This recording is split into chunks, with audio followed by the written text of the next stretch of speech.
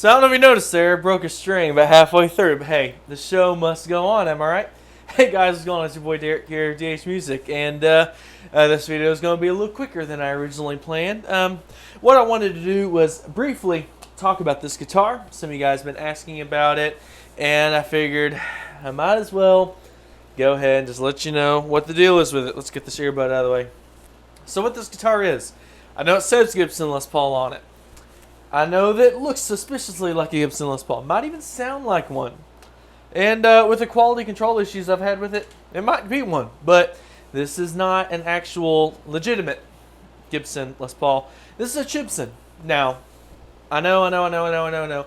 This is something that triggers a lot of people on the interwebs. And I don't blame you. I've been on either side of the camp as far as being for or against these things. You know, I'm not going to change anyone's opinion on it. But I did want to be honest with you guys. This is obviously not a Gibson Les Paul. This is a Chibson. I knew it was a Chibson when I bought it. In fact, I was so adamant about the fact that I knew this was a fake that I branded it. I put the cross on it like I did my gold strap. It's going the right way this time. It's not upside down. But that way, no matter which way I hold the guitar, whether I'm holding it this way or this way, you know that this is not a real Gibson. And the reason I did that is because I especially ordered this thing to say Chibson Less Real Imposter, like the image you're seeing now. And I guess the guys over there just felt like they wanted to take my $10 and not do anything about it. So, yeah, that's just how it goes working with these people.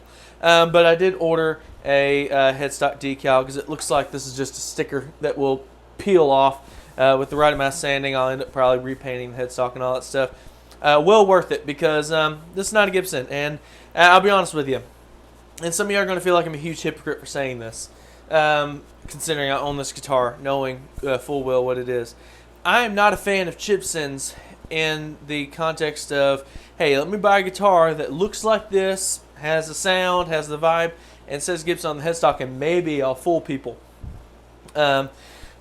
There's not a guitar player in the world worth their salt that I would hand this guitar to and they say, ooh, this must be a Gibson Les Paul. Because Gibson doesn't make a Les Paul like this except for maybe like a R9 or some kind of custom shop thing. And they'll take a look at me and like, you can't afford that guitar, so this must not be real. But yeah, there's just so many things about it when you pick it up and play it. There's just little details here and there. So no one's going to actually think this is a Gibson Les Paul.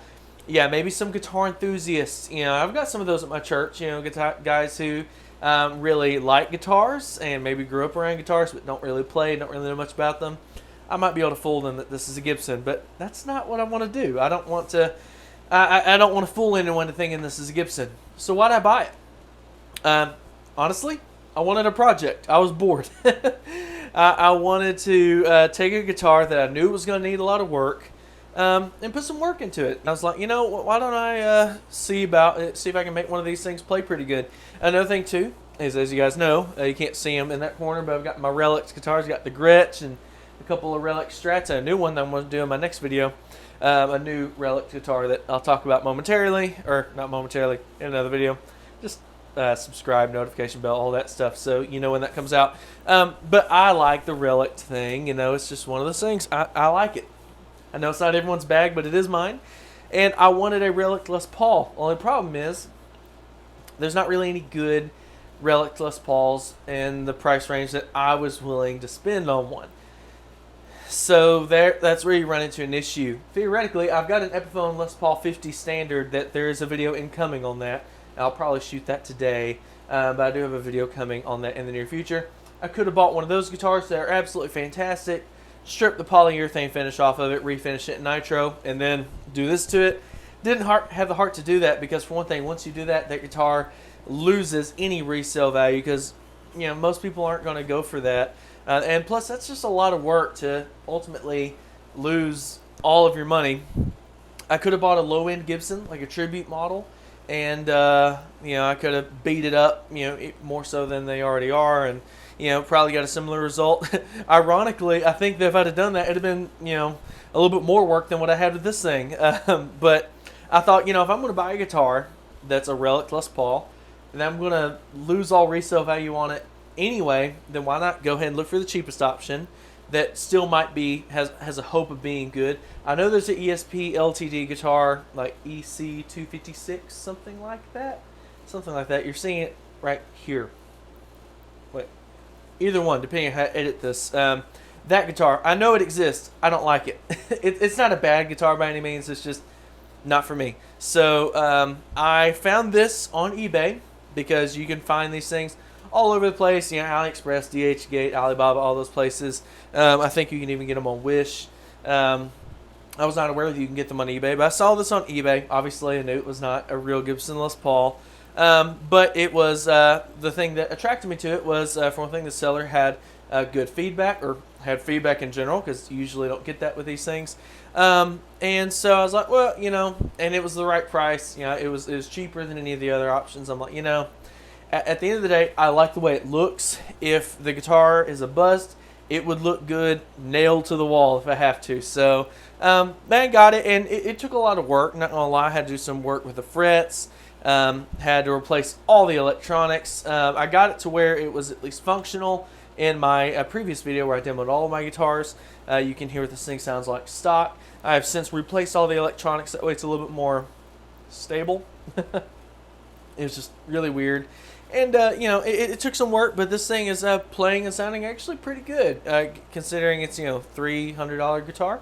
And I really like it. So, not really much to go off of. I would do a full-on demo of it, but I broke a string. So, but you got a 5-minute jam. You heard what this thing sounds like. And let's be honest, if you clicked on a Les Paul video, you should have expected someone to do overused pentatonic Mixolydian licks over a backing track. That's what you listen to Les Pauls for. So I'm not going to be doing a full demo on this guitar. If there's anything you would like to hear of it, definitely put it in the comment section below. I just want to tell you a couple quick things about it before I let you go. The pickups there in this guitar, by the way, almost forgot, are DiMarzio PAF 59s in the neck and bridge, obviously. I got a matching set, and I replaced all the electronics with high quality CTS pots and, of course, my PMT V-chirp system that I put in all of my guitars.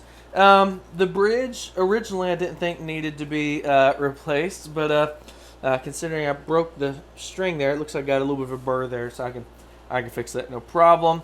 But yeah, everything else seemed to be okay. The bridge intonated fine. Usually these are in the wrong spot, so you can't get the intonation quite right.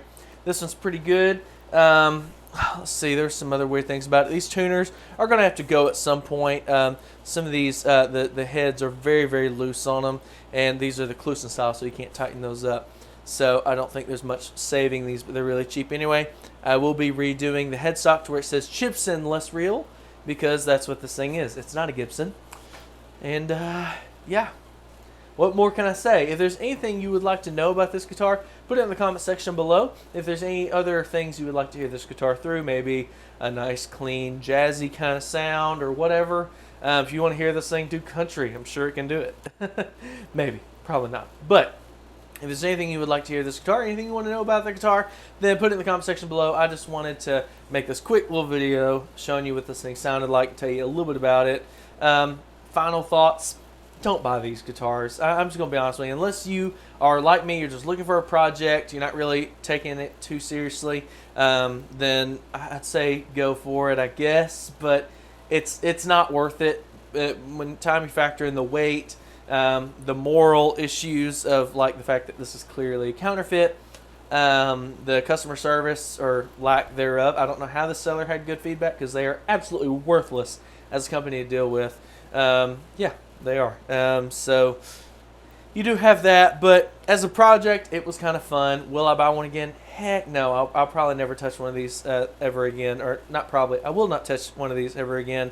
It was just something I wanted to check off my bucket list, and it's checked off, and you know, it's okay. It's a pretty cool little thing, but honestly, if you're wanting a good Les Paul, you're not wanting to spend a lot of money, buy a used Epiphone, infinitely better guitar.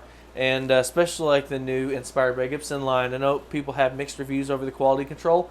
Mine was great, so take that for what it's worth. Yeah, thank you guys so much for watching this video. Hope you enjoyed it. Feel free to like, share, comment, subscribe, do all the usual YouTube stuff. Smash the like button. I didn't even say it right. I got all excited because I hit myself. And anyway, you don't have to like the video now. Just don't dislike it. I don't care. Whatever you want to do. You do what you want to do. And I'm going to do what I want to do. Thank you guys for watching. I'll have a blessed day. And I'll see you in the next one.